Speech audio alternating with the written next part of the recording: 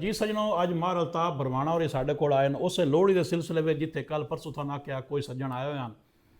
ਥੋੜੀ ਜਿਹੀ ਅਸੀਂ ਅਮੈਂਡਮੈਂਟ ਕੀਤੀ, ਉਹਦੇ ਵਿੱਚ ਥੋੜਾ ਜਿਹਾ ਰੱਦੋ ਬਦਲ ਕੀਤਾ ਹੈ। ਤੇ ਉਹ ਰੱਦੋ ਬਦਲ ਇਹ ਕਿ ਸ਼ਾਇਰ ਹੋ ਗਏ ਢੇਰ ਇਕੱਠੇ, ਤੇ ਸ਼ਾਇਰਾਂ ਨੂੰ ਹੱਥ ਵੀ ਜੋੜਦੇ ਪਏ ਆ ਅਲਤਾਫ ਮੇਰੇ ਨਾਲ ਇਸ ਕੰਮ ਦੇ ਵਿੱਚ ਕਿ ਮੁਸ਼ਾਇਰਾ ਨਹੀਂ ਹੈ, ਮੁਸ਼ਾਇਰਾ ਬਿਲਕੁਲ नहीं है। किसी शायर तो वैसे उथे बैठे कोई दौड़ा सुन ले जाए तो वह होर चीज़ है। असल काम है लोहड़ी मनावन का, गावन सुनने, रज के ढोले सुनने ते जट रौनक बनानी ते घुंबेर मारनी।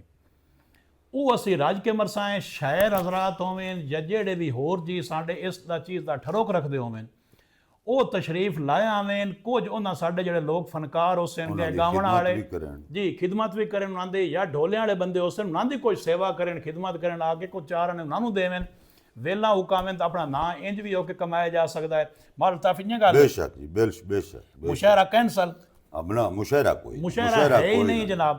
ਤੇ ਤੁਸੀਂ ਬੇਸ਼ੱਕ ਆਓ 13 ਤਰੀਕ ਨੂੰ ਸ਼ਾਮ ਨੂੰ 6 ਵਜੇ ਲੋਹੜੀ ਅਸੀਂ ਸ਼ੁਰੂ ਕਰ ਦੇਣੀ। ਸਾਡਾ ਅਸਲ ਕੰਮ ਹੈ, ਇੱਕ ਸਰਦੀ ਹੈ ਬੜੀ, ਧੁੰਦ ਬੜੀ ਹੈ, ਜਿਹੜੇ ਦੋਸਤ ਦੂਰ ਤੋਂ ਉਹਨਾਂ ਨੂੰ ਵਾਪਸ ਵੀ ਜਾਣਾ ਤੇ ਉਹਨਾਂ ਨੂੰ ਟਾਈਮ ਨਾਲ ਵੇਲੇ ਵੀ ਕਰਸਾਂ ਇਨਸ਼ਾਅੱਲਾ ਕਿ 2-2.5 ਘੰਟੇ ਅਸੀਂ ਤੇ ਜੱਪਾ ਪੰਜਾਬੀ ਟੀਵੀ ਤੇ YouTube ਤੇ ਅਸੀਂ ਇਹ ਲਾਈਵ ਵਿਖਸਾਂ। ਜਿਹੜੇ ਦੋਸਤ ਨਾ ਆਉਣਾ ਚਾਹਵੇਂ ਉਹ ਲਾਈਵ ਬੈ ਕੇ ਵੇਖ ਸਕਦੇ ਨੇ। ਬਹੁਤ ਸ਼ੁਕਰੀਆ ਜੀ।